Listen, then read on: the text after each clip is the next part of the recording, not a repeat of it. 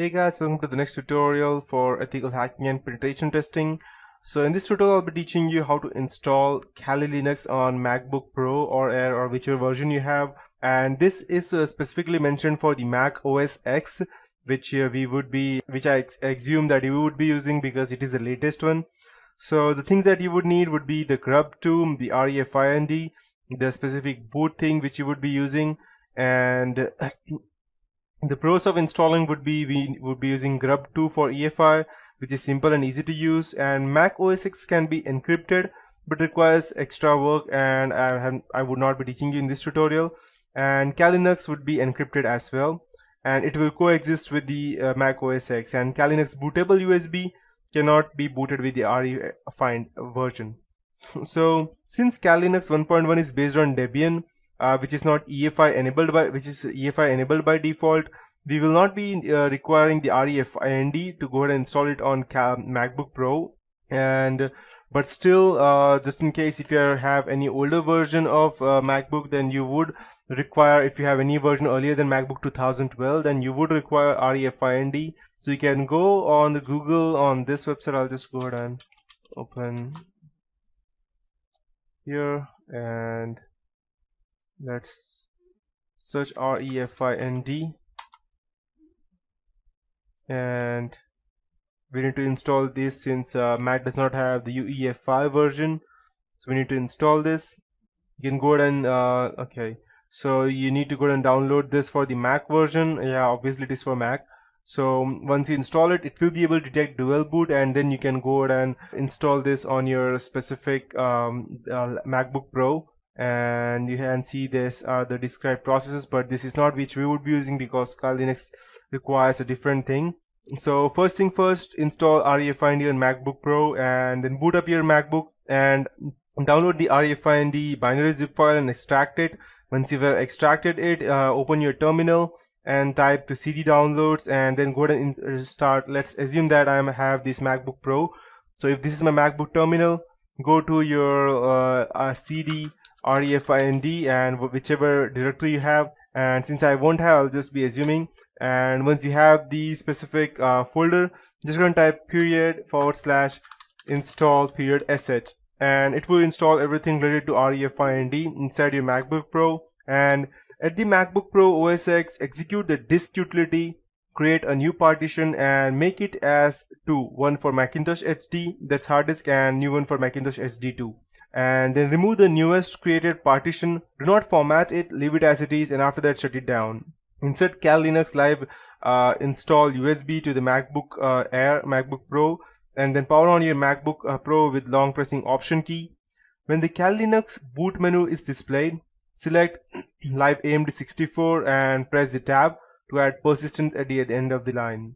The Kali Linux will be installed, and install it as per your normal process as to way we do that. So next time when you go ahead and try to run the Kali Linux, it will ask you whether to start the MacBook Pro or to install to run the normal version, that is Kali Linux. So once you have all of these things, the next thing that we need to do is to go ahead and install the live USB. And so before I proceed, let me explain to you what live USB is. I'll just go ahead and open the Kali Linux website, and I'll just type Kali live USB. So what this does is that you need to boot your computer or laptop, whatever it is, through your USB drive. You need to go ahead and make your USB drive bootable for your Kali Linux, and once you have that, you can straight away go ahead and connect it to your computer and run your Kali Linux even without installing it on your computer. So once you could do that, no matter what you do, you will not be there would be no trace of you getting caught, even if everything goes wrong or for any other thing. And just one more thing, if you go ahead and install the live USB, you won't be able to update that unless you go ahead and install the Kali Linux persistent. So, and you need to have the unit boot in order for it to go ahead and convert your Kali Linux inside a USB to make it bootable. Or you can use the Win32 disk imager, which let me show you. Win32 disk imager. If you have a Windows operating system, then you can go ahead and run this Win32 disk imager, through which you can go ahead and boot your ISO into your USB drive. And you have this on your sourceforge.net. Just download this, install it, and it will run. And as you can see that once it is bootable, you can straight away go ahead and run each and everything. And if you need to make it persistent, there is still a way. Persistent means that you would be able to upgrade, and any changes that you make will be saved in your USB drive. I cannot show you that because I don't have a USB drive as of now, but you can do that. And I would suggest you having a minimum of let's say 16 GB of USB, because a kalilinux will take approximately a total of 7 or 6 GB of your total space, and remaining should be there in case you need to install anything separately or anything extra. And once you connect it, you will be able to run each and everything related to kalilinux through that USB. So that is what Kali USB is. So now we know that, let's go ahead and configure the remaining things that we need. So I can go ahead and show you as to the next thing that we need to do is we need to update our social engineering toolkit. It would be, to start that, just type SETOOLKIT. Once you hit enter, it will start, and type yes, enter, it will start. So need to update all the third-party modules and SCT configuration. So just type 3, as you can see that 3 means third-party modules. So you can see we have these two modules over here. To update these things, go ahead and update the social engineering toolkit. That would be 4, and it will go ahead and check all the updates and get itself the latest updates. After that, go ahead and update your SCT configuration, type 5 and hit enter, and yes, we have all the latest updates. The next thing that we would need to do would be to go ahead and update the MSF console. So I need to type MSF console, and we need to go ahead and update that so that, because sometimes what happens is that it's not updated along with your normal repositories. That's the reason we need to go ahead and specifically install that.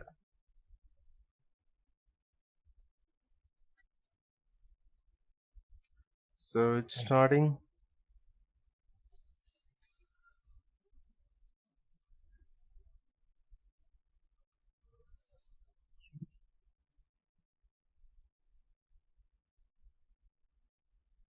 It can take a bit of time to start, and the things that we need to go ahead and install would be let's check if we have the LibreOffice over here. Okay, we don't have the LibreOffice. Let me check. Okay, we don't have the LibreOffice, and as you can see that this is the Metasploit framework, which has 1389 exploits as of now, which out of which 788 are auxiliary, and 356 payloads, out of which 37 are encoders. So to update this, which I will be teaching you later on, so first we need to update. So just type MSF update and hit enter, and you can go ahead and expect weekly updates on using this method, because you cannot find such kind of updates on a daily basis, or when you go ahead and type your normal aptitude get install, so, or aptitude get update. So this is one way of doing that. And along with this, we need to install the Java and the Adobe Flash as well. So we'll go ahead and also type apt get install open jre /sdk/ don't remember exactly, let's check. Okay, install Java Kali Linux, and install Adobe Flash, and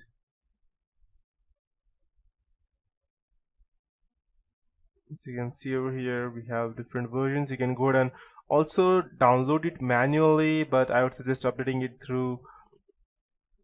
Okay, we have start apt get install Flash, and yeah, Flash plugin non-free. Perfect, we have it. So I'll just, by the time I'll just install this. Let's say if we have received any updates over here. Okay, we have updates, as you can see over here. So 235 MB of file, and I won't be going ahead and installing that right now because it would take a very long time. I'll update it in the background. I'll let you know. And as you can see that we have this version over here. Okay, so apt-get install.